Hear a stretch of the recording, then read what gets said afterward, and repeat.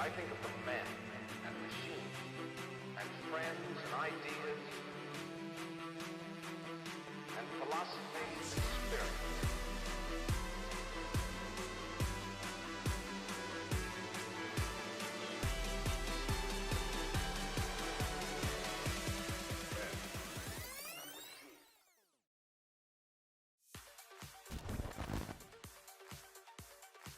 Thank you for coming to this recap. I'm going to tell you a little bit about how this season went for the team. This year, what we really focused on was making sure that everyone knew way more about robotics and STEM than they did at the beginning of the year. And we've succeeded in that as a team. Training is really important. In the fall, we have 5 months between September and December where we aren't doing any big competitions, where students can learn about fabrication, they practice programming with old robots, they do CAD challenges. So this is Oginon. This is the robot that we built for the 2020 FRC Infinite Recharge game season. The primary objective of the robot is it has to intake these power cells off the ground through the intake, which is in the front of the robot here, and then indexes them to the indexer in the center of the robot. And then the ball gets shot out, goes through the shooter, and then gets shot out of the shooter right here into a goal that's about 8 feet high. This arm raises up and it latches onto a bar, and then it can lift itself and another robot up about 2 feet into the air at the end of the game. We use a variety of tools. The most basic is, of course, drills, hand tools. The more advanced tools, we have a Bridgeport milling machine that we use to machine metal and drill precision holes in parts. We just got access to a lathe this year, so we've been able to turn down metal parts and Delrin parts a lot more efficiently. We had to send them out last year, so that's allowed us to more rapidly prototype. We were very grateful to have access to a CNC router, which allows us to cut out specialty parts out of polycarb and wood and metal, and so this arm allows us to rapidly prototype. One of the biggest ideas on our team is rapidly prototype and rapidly fail. Having the CNC machine, we can really quickly design a prototype part, and then we can send it to the machine. We can have something cut out and assembled in 30 minutes, and then we can test that, and we can go through many, probably 10 or 20 iterations of parts really quickly and really inexpensively, as opposed to sending out all of our parts to machine shops and then having it come back and having something small wrong with it or not being able to fine-tune the parts of a certain design. So I've been on the team 4 years, and it's been kind of crazy to see how much we've changed.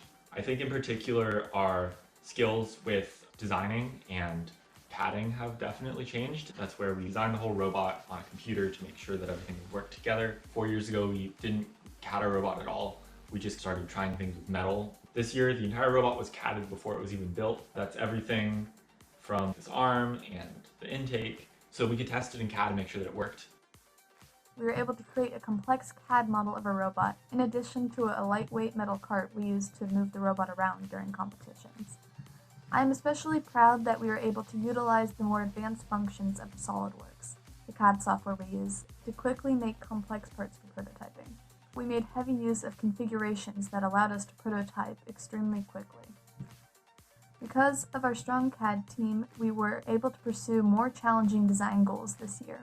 Instead of going for the traditional tank-style drive base, we decided to invest time in a swerve drive base that would allow us to traverse the field much faster and easier. In addition, we wanted to fit under a low game obstacle, so we had to design an extremely compact robot. Another area that we've improved in a lot is programming. We've gone from having an autonomous that basically just drove the robot forward during the first 15 seconds of the match to an autonomous that could drive around the field and curves and spin while moving. We use this camera here to look for the goal on the field. So all the driver has to do is press a button, our robot figures out where the goal is, how fast it should be spinning, goes to that speed. Once it's ready, it automatically starts launching the balls out. And while our competitions were postponed indefinitely, we still got a lot of progress done this year. We were able to improve our scouting system as well as train new people. One of the things I think we've progressed the most is just our general team culture around scouting. We were able to implement scouting as a #1 team requirement, as well as integrate it into a core system in our competition. We determine our strategy by holding a kickoff event in which all team members are invited to come and have an input in this year's strategy. We analyze all the point values and how much time it will take for us to do different tasks, as well as about how hard it will be for us to create a mechanism for each of those tasks. We do this so that we focus our attention in the right places to have a more effective robot so that we have a better chance of winning our matches. The operations team got to work very quickly when off-season started, and for the most part planning went pretty smoothly.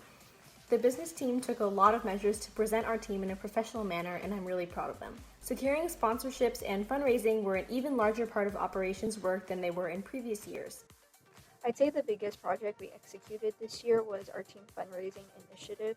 Since our team isn't allowed to take direct donations from families or require membership fees, we often have trouble with covering our $50,000 program costs. I constantly communicate with all of our sub-teams in order to ensure that I have accurate representatives and records which I can then successfully track onto our software. Our main focus this year after losing a major sponsor was to implement a sponsor retention program so that we were able to build closer relationships with our donors. We were able to cover all our expenses this year with money left over to get our team started again for next season. In addition, we also hosted a bake sale this year, and the profits for that contributed to our scholarship program for students on our travel team who are unable to afford or cover their own travel expenses. Our Spirit and Media teams did a fabulous job with team gear and documenting our progress before competitions were cut short. Spirit has many responsibilities, so I split the Spirit sub-team into 2 mini sub-teams. This allowed work to be distributed evenly and enabled the teams to collaborate while also allowing people to learn what they wanted to learn. One team focused specifically on team spirit. They planned team bonding, organized cheers for competitions, and supported business and outreach sub-teams in fundraising and community service. Our second team spent their time developing the team brand and learning basic graphic design skills. We wanted our equivalent to an art team to be a great learning experience, so we taught members how to use design softwares, such as Adobe Illustrator and InDesign. Then they learned how to create team apparel, banners, infographics, pamphlets, and more. And while Outreach didn't have the opportunity to execute many of the plans that we had, I definitely have high hopes for next year, even though I won't be around. We did get to make cards for our local hospices, and we got to involve other FRC teams, so it really helped us get more involved in our community. Our logistics team pulled off a lot of impressive feats of organization.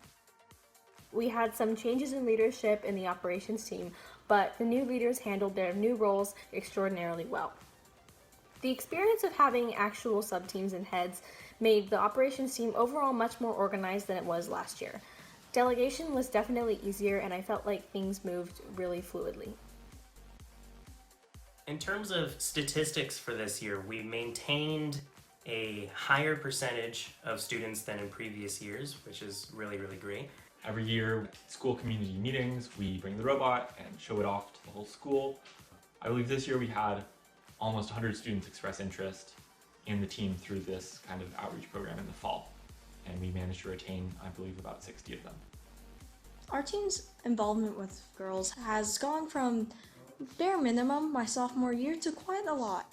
We statistically had more females than males on the team this year, which is absolutely fantastic.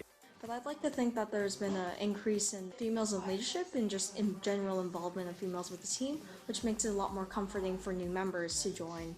It's not something that you usually see on robotics teams. It's not something you see in the STEM field very often. So this year's obstacle were, of course, the coronavirus pandemic. It completely canceled our competition season for this year after we had built one of our most advanced robots yet. And that was a huge bummer to the entire team because that is what we're spending hours and hours on the robot for.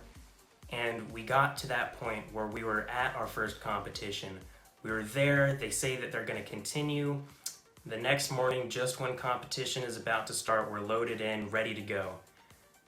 the announcement came that the competition would be canceled and we had to pack up and drive home. That was really tough on the team, but we got through and we got back, and even though stay at home was implemented shortly after we arrived home, we just kept doing robotics. We had online courses, we had Zoom calls. That was still a really tough thing for the team because that's a huge part of the robotics season. It's one of the things you're working towards. But just because it was canceled, I don't think that this was a failure of a season.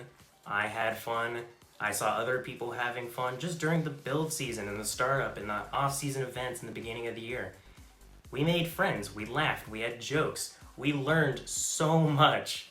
It's really disappointing that we missed the competition season, but that's not the only thing that there is for this team.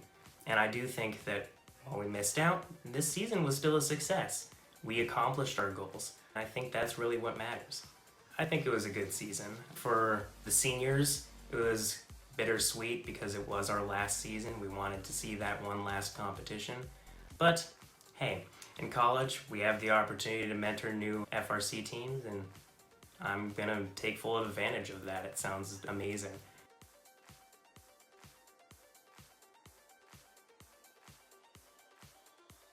I feel that I have grown as a team member this year and that I have finally found my place. And I believe that this sentiment reigns true with many of our other members. We will continue to learn from our mistakes and improve all sub-teams, and I cannot wait to see what the future holds for Team 5940 Bread. I am extremely proud of our accomplishments this year, and I am so thankful for all our sponsors. I'd just like to thank all of my fellow team members, our sponsors, and of course our wonderful team mentors. Without any of you, we couldn't have made this season happen, and I hope that you stay with us. It's been fantastic. Thank you everyone so much, and remember that in the end, the only thing that will have mattered were the friends we made along the way.